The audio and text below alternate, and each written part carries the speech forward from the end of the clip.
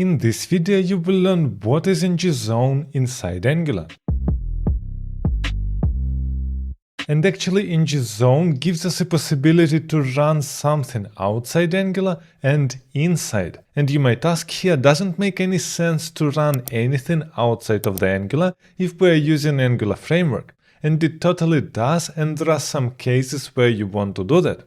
First of all, when we are talking about third-party libraries which are not built with Angular, which actually means you have some super complex library which was created just in plain JavaScript. Angular doesn't know anything about this library, and in order to bind it to Angular, you must simply execute some commands of this library inside Angular and then synchronize the results with the state inside Angular so you can apply it to your project. This is the most popular use case. Another use case if you want to optimize your performance and you want to avoid Angular digest cycle, which actually means you have something which is super not performant and it doesn't really make any sense to do it inside Angular because Angular will react to your every single change and then it will re-render your component or components tree every single time. This is not fast. This is why sometimes we want to move this code outside of the Angular. And here on a simple example, I want to show you how we can do that. And actually what I want to implement here is the simple example of drag and drop. But first of all, don't try to use it directly on production. This is just so you understand the concept. And secondly, don't think now that you need to move all your code outside of the Angular just to make your application faster. If you don't have any problems, then don't optimize it yet. So here I am inside app component, I don't have anything and I want to jump to HTML. And here we want to create our element. It will be just a simple div with some text inside. So let's write here element and I want to add here two events. First of all, we have here mouse down and our function will be mouse down with camel case and we're providing an event inside. And the second function here will be mouse up, lowercase. And here we have mouse up function, where inside we're providing $event. And the last thing that we need here is hash element, because we want to access our element through viewChild. Now here let's jump inside our TS file, and first of all here I will create an element.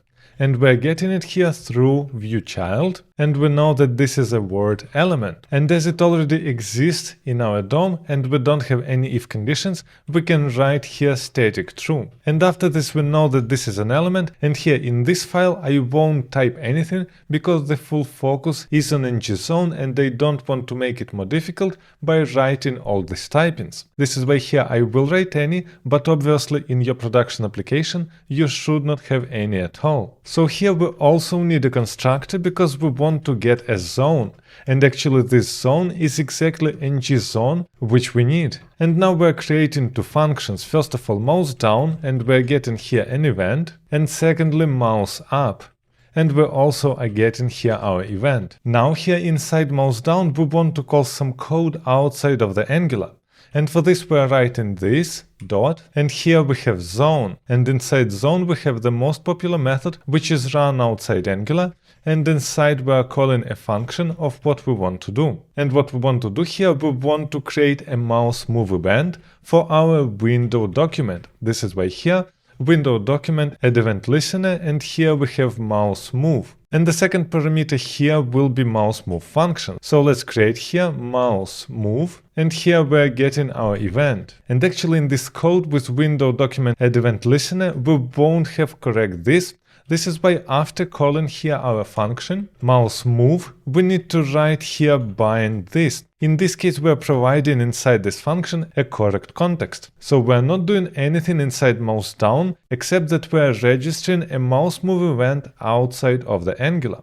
Now here inside mouse move what we want to do, we want to write directly in the DOM element as an attribute the position of our cursor. This is why here let's write this element set attribute. We're setting here x, which is an event dot client x, and we're doing here exactly the same for y and client y, which actually means we're updating our DOM outside of the Angular, and this function is not known for Angular at all. And the last one is our mouse up. What we want to do here, we want to run something after we make up event inside Angular.